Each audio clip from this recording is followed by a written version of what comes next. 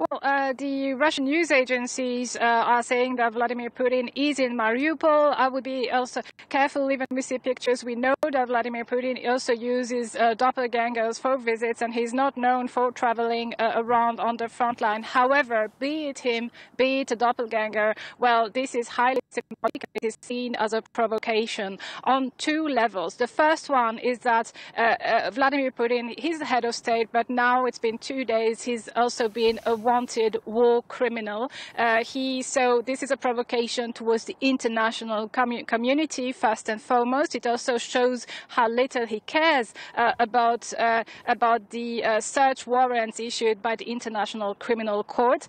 The second provocation, of course, it's towards Ukraine itself. He's traveling in occupied territories, and he's traveling to the city that has really been seen here as a martyr city, as one where war crimes were perpetrated, at a scale that really shocked not just in Ukraine, but also internationally. Of course, I'm talking about Mariupol. I'm talking about this bombing on hundreds of civilians who were taking shelter in the theater there. This is one of the war crimes that will be investigated both here and by the international community. So this visit comes as a provocation. It also comes as a communication operations for Vladimir Putin, and it comes at a moment where the Russian army hasn't really been able to bank on, victories on the front line, and at a moment where we see, Yevgeny Prigozhin, the head of the Wagner mercenary group, rising to prominence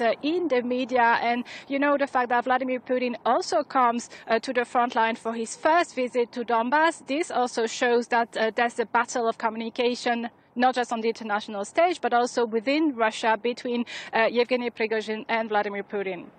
And meanwhile, while Vladimir Putin is taking this driver's tour around what was one of the bloodiest battles throughout the conflict so far, and he's taking himself around Mariupol, we're hearing that elsewhere in the Donbass region, Ukraine are saying Russia's targeted civilians with cluster bombs in Kramatorsk. Tell us about that.